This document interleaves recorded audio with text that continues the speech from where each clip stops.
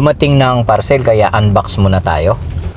Good morning guys! For today's video natin, mag-tutorial tayo kung paano gawin ang isang water spray map. Pili ko lang to sa online kaya samahan nyo ako guys kung paano natin buuhin ito, ating water spray map. Palitan ko na yung traditional map ko guys, kaya sundan nyo lang ako guys sa ating gagawin. I-check ko muna kung tama ang ating mga natanggap na parcel. Iisa-isahin natin to guys kasi mahirap na, hindi natin mabubuo to pagkakulang. At ayan nga guys, na-check ko na, kumpleto naman ang ating natanggap na parcel kaya simulan natin tong buuhin. At i-flash ko na rin dito ang pangalan ng ating map. Ayan. At ayan na guys ang pangalan ng ating map. At ayan na, umpisahan na natin i-check ang ating mga parts at para mabuo na natin ang ating water map. Ito yung bottle tank na paglalagyan natin ng Sonrox. Ito mo lang yan ikakabit guys. Ayan, sa butas na to. At ididiin mo lang siya ng bahagya para pumasok, katulad nyan.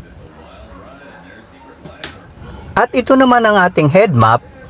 Ayan, hahanapin mo lang yung butas dito guys kasi meron tong lock. At ayan, napapaling-paling siya, hindi yan sira.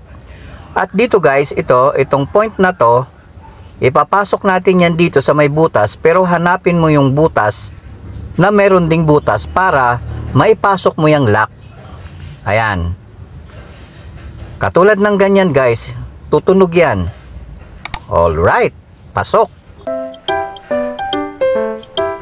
At ito namang isang pipe natin, i-connect mo lang yung dulo na yan doon sa kabilang dulo.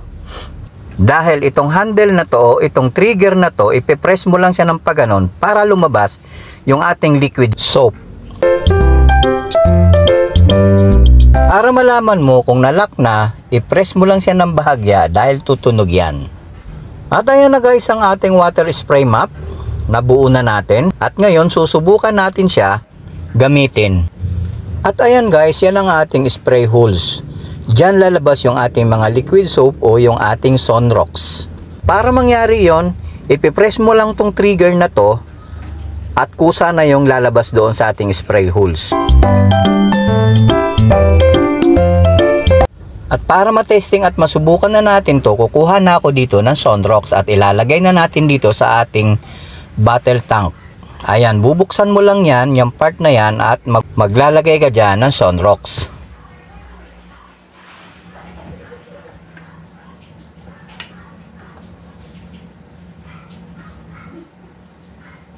At ito na nga guys, naglalagay na nga ako dito ng Sonrox. At depende sa inyo yan guys kung anong Sonrox ang gusto nyong ilagay. Ako kasi, ito yung Sonrox na ginagamit namin. At ayan, at lalagyan ko pa siya ng isa. Kayo guys, kung ano yung Sonrox na meron kayo sa bahay, yun din ang ilagay ninyo.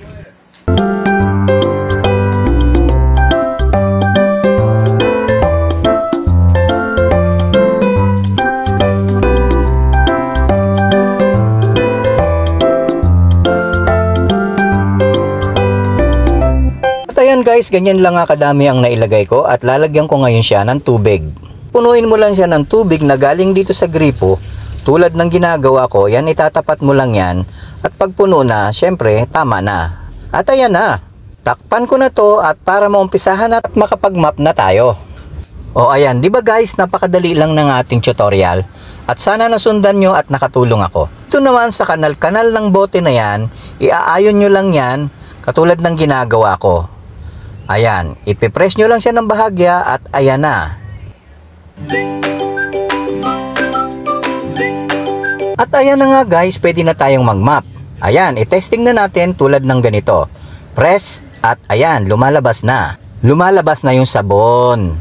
At hanggang dito na lang ang ating tutorial guys. Sana nasundan mo at may natutunan ka.